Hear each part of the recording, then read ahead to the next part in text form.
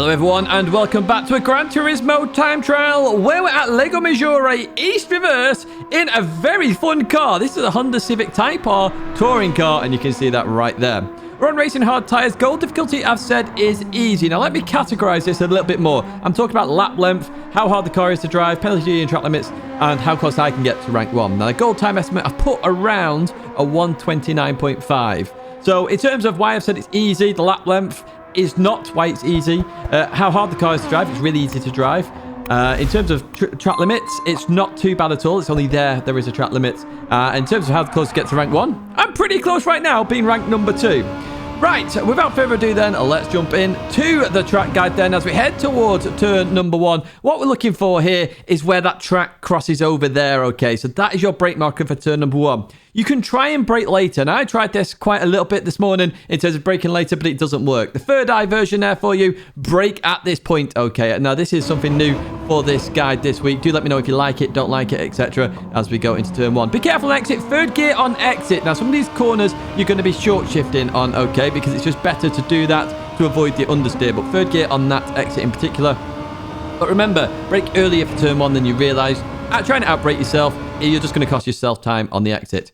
Now, coming into this part of Lego Maggiore East Reverse, it's the S's. So as the track diversifies there, as it splits, okay, that is going to be your brake marker, okay? And you can just see it here. So we're just before the brake marker. So as we pass that moment, that's when we're going to brake and turn in. I use all the curb on the inside, okay? I then go towards the left-hand side here, okay? And literally, I'm using the end of the curb there as a brake marker or a way to judge where I should be on the circuit. You have to stay on the red and white curbing in terms of track limits. Keep that in mind. If we go to the outside camera here, you can see my tyres are still on the red and white curbing, so it counts. I'm trying to go as far left as possible, dab the brake, turn in. Now, I'm in 5th gear for this one. I'm in 5th gear throughout it. It's a little bit quicker to do it in 5th gear, okay? If you're struggling with speed, 4th gear then may become better, but because I was at the top end of 4th, I was understeering too much, so I went to 5th gear. Coming down here, very tricky corner to get right. So I've just started braking out the end of the curb on the left-hand side, okay? And I want to be in 4th gear for this. Don't drop to 3rd, stay in 4th gear. It'll keep the car a little bit more stable. I'll say a little bit more stable. I get a bit of oversteer there, but I managed to control it very nicely. Clip the curb on the inside, then accelerate out. If you feel you're going to understeer, just lift to about 80% throttle, then go back on 100% when you know you're not going to understeer off. Going to head up here then, and what we're looking for, we've got 2 markers we can use here, okay? You've got the orange barrier on the left-hand side. Now, it's trying to get as close to that as possible, but not actually braking on it, or the sign on the right. I started using the sign on the right more as I went through the session, and I'm about to start braking. Now, you can see that the lights are on, but you can't actually see I'm braking yet. So, literally, I'm braking before that moment. Now, I'm staying in 4th gear, and I wanted to go for a later apex. Don't clip the sausage. Just go around it, okay? And as you come into here, just lift off a little bit here. You want to get all on the inside as much as you can. I did 50% throttle then as I head towards the final corner. Once again, I'm using the orange barrier on the left-hand side, okay? I'm braking before I get to that. You can see I've just started braking right now. The orange barrier is there, so you can see that judgment accordingly. Once again, let's go to that third eye camera, and you can see I started braking right here.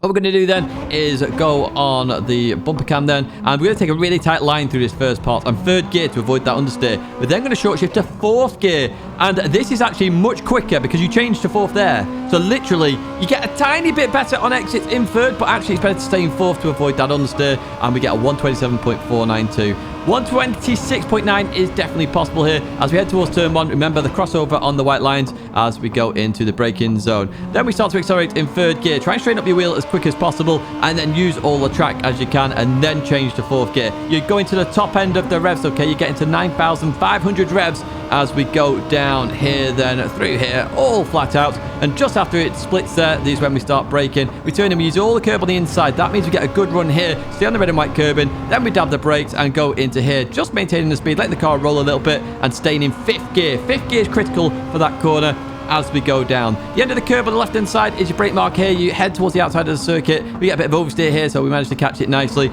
And we stay in 4th gear to accelerate out of the corner. Again, a really good tip there. Just staying in the higher gear just helps that little bit with understeer, and you're not having to modulate the throttle. Going up here, then, you've got 2 brake markers. I'm going to use the black sign on the right-hand side just before we get to that. Hard on the brakes. Staying in 4th gear once again to avoid that power understeer as we continue on out of here. A slight lift, and we're trying to cut this corner as much as possible to get on the inside then as we continue through here. Up to 5th, and then hard on the brakes. Down towards 2nd gear. Really tight line for this first part. 3rd gear in terms of gears. Then we short shift to 4th gear as we get to this part to avoid going into that barrier on the exit. Could have done that last bit a little bit quicker. Even so, that was the 127.492, I think it was. It was indeed. Let's go to the 3rd eye then. Let's have a look at it from this perspective. If there's anything I've missed or you want to see here. So as the white lines cross over there, that is your brake marker as we go into here. Notice how we avoid the sausage there. You can actually clip it, but it will slow you down a little bit. But it will help you turn as well. Stay in maximum res there on exit as we continue on down here then. And what we're going to do is use all the curb on the left-hand side here. And then we're going to go towards the right-hand side. And then out towards where the track splits. Just as the gets a car width essentially. In we go. You can see how much I'm cutting here. You can cut all of the concrete as we go onto that one. It's just red and white curbing only. And again, red and white curbing on this corner. Be careful on exit. That wall will invalidate a lap if you even touch it. So do be careful there. The end of the curb on the left-hand side is your brake mark here as we go hard on the brakes. You can see that tiny bit of oversteer I got there, but I just settle the car down and then start to accelerate on exit. You can see there we could have carried a bit more speed there. We weren't exactly at the edge of the circuit, but of course we were catching the car as well.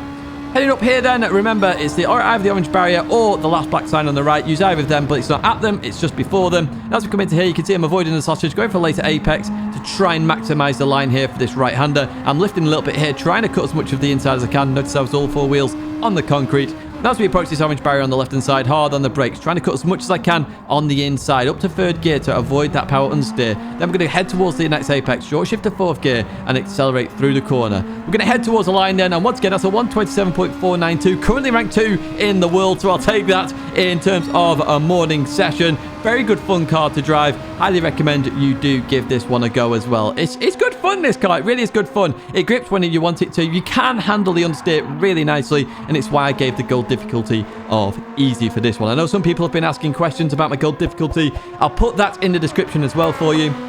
If you did enjoy this, do give it a like, do subscribe to the channel to stay in touch with all the latest content, including these time trial guides every single week where I can. Now, if you're struggling on last week's, I'm still in the top 10 somehow, check out the Mazda RX-8 there for you, or alternatively, another video there. My logo's there to subscribe, but a big thank you for watching. I do appreciate the support, and I hope to see you in another video or live stream again very soon.